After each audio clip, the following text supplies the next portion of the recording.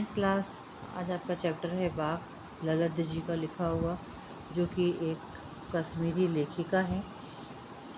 इसके बारे में आज विस्तार से इनके प्रश्नोत्तरों को करेंगे।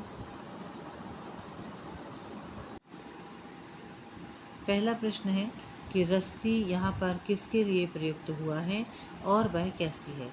रस्सी यहाँ पर मानव के शरीर के लिए प्रयुक्त की गई है, यानी कि यहाँ पर कहते हैं कि यहाँ पर जो रस्सी शब्द है वो व्यक्ति की सांसों के समान है, जो शरीर के अंदर हमारी सांसें चलती हैं। कहते हैं यह रस्सी कच्ची और नाशवान है, अर्थात यह कब टूट जाए कहा नहीं जा सकता। प्रश्न दूसरा है कवयित्री द्वारा मुक्ति के लिए किए जाने वाले प्रयास व्यर्थ क्यों हो रहे हैं।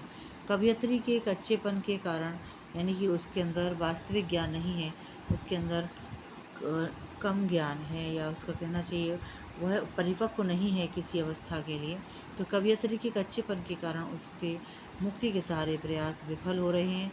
अर्थात उसमें अभी पूर्ण रूप से प्रौढ़ता नहीं आई है, समझदारी नहीं आई है, जिसकी वजह से उसके प्रभु से मिलने के सारे प्रयास व्यर्थ हो रहे हैं। वह कच्ची मिट्टी के उस बर्तन की तरह है जिसमें रखा जल टपकता रहता है, और यही दर्द उसके हृदय में दुख का संचार कर रहा है। उसके प्रभु से उसे मिलने नहीं दिया जा रहा, यानी कि उसका जो ज्ञान है उस थोड़ी सी अज्ञानता के कारण, वह जो ईश्वर के वास्तविक ज्ञान न होने के कारण वह ईश्वर से नहीं मिल पा रही है। प्रश्न तीसरा है कवयित्री का घर जाने की चाह से क्या तात्पर्य है। बहुत ही साधारण भाषा में प्रश्नों के उत्तर हैं कि कवयित्री का घर जाने की चाह से तात्पर्य है प्रभु से मिलना। कवयित्री इस भाव सागर को पार करके अपने परमात्मा की शरण में जाना चाहती है। प्रश्न अगला है भाव स्पष्ट करें। जेब टटोली कौड़ी न पाई, यह आपकी काव्य की लाइन है, और इसमें है खा खा कर कुछ पाएगा नहीं, ना खाकर बनेगा अहंकारी। तो पहले प्रश्न का उत्तर है कि जेब टटोली कौड़ी न पाई। कवयित्री कहती है कि संसार में आकर वह सांसारिकता में उलझ कर रह गई, और जब अंत समय आया तो उसने जेब टटोली तो उसने कुछ भी हासिल नहीं किया। अब उसे चिंता सता रही है कि भव सागर पार कराने वाले माझी अर्थात ईश्वर को उतराई के रूप में वह क्या देगी, ईश्वर को क्या जवाब देगी। यहाँ प्रश्न दूसरा है कि खा खा कर कुछ पाएगा नहीं, ना खाकर बनेगा अहंकारी। प्रस्तुत पंक्तियों में कवयित्री मनुष्य को ईश्वर प्राप्ति के लिए मध्यम मार्ग अपनाने के लिए कह रही है।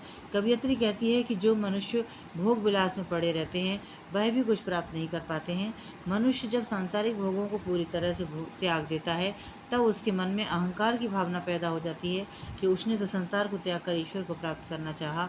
अतः भोग त्याग सुख दुख के मध्यम मार्ग को अपनाने की बात यहाँ पर कवयित्री कहती है। कवयित्री कहती है सम स्वभाव का होना चाहिए। ऐसा नहीं है कि अधिक धन मिलने पर आप ज़्यादा प्रसन्न हो और ना मिलने पर आप दुखी। तो यहाँ पर सम भाव की जो है बात कर रही है। प्रश्न है कि बंद द्वार की सांकल खोलने के लिए ललित जी ने क्या सुझाव बताया है। कवयित्री के अनुसार ईश्वर को अपने अंतःकरण में खोजना चाहिए। जिस दिन मनुष्य के हृदय में ईश्वर भक्ति जागृत हो गई, अज्ञानता के सारे अंधकार स्वयं ही समाप्त हो जाएंगे। जो दिमाग इस सांसारिक भोगों को भोगने का आदी हो गया है और इसी कारण उसने ईश्वर को खुद को से विमुख कर लिया, यानी कि भगवान से हम दूर हो गए और सांसारिक चीज़ों में लिप्त हो गए, और हम दिन रात ईश्वर को प्राप्त करने के लिए साधनों में ईश्वर को ढूंढने की कोशिश करते हैं। तो यहाँ लेखिका कहती है कि प्रभु को अपने हृदय में पाकर स्वतः ही ये सांकल या जंजीरें, यह जो बंधन है, जो हमारे अंदर अज्ञानता रूपी जाल है, वो सारा हट जाएगा, और प्रभु के लिए द्वार के जो प्रभु के लिए जो रास्ता है, हमें जो ईश्वर प्राप्त हो सकता है वो रास्ता मिल जाएगा। इसलिए सच्चे मन से प्रभु की साधना करो। अपने अंतःकरण व वाह इंद्रियों पर विजय प्राप्त करके हृदय में प्रभु का जाप करो। सुख व दुख को समान भाव से भोगो। यही उपाय कवयित्री ने सुझाया है। यहाँ पर बच्चों ध्यान देना, प्रश्न जो आपके लगातार हो रहे हैं, इन प्रश्नों को समझने के बाद ही इनको लिखना, क्योंकि ये सिंपल सी भाषा में यही कहा जा रहा है कि ईश्वर की वास्तविक प्राप्ति उसी को होती है जो समान स्वभाव का होता है, सम स्वभाव का होता है, जो किसी को ऊंचा नीचा नहीं समझता, किसी को बड़ा छोटा नहीं समझता, और अहंकार की भावना को त्याग देता है। तो यहाँ पर है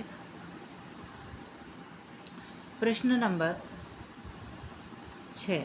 ईश्वर प्राप्ति के लिए बहुत से साधक हठ योग जैसी कठिन साधना करते हैं, लेकिन उससे भी लक्ष्य प्राप्ति नहीं होती।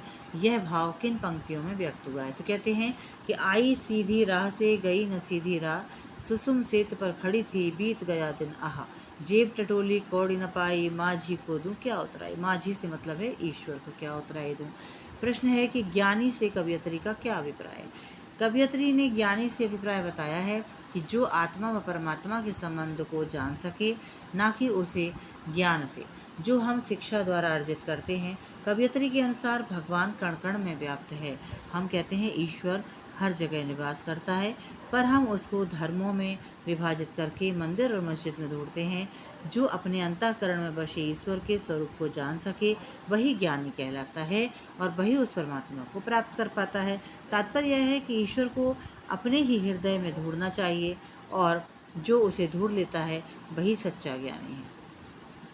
एक आपने कबीरदास जी का यहाँ पे दोहा मुझे याद आ रहा है कि कबीरदास जी कहते हैं कि जब कृष्ण ईश्वर को ढूंढने की बात होती है कि सारे संसार में उसने, कहते हैं प्रेमी हो तो प्रेमी को प्रेमी मिले, सब विषमृत हो।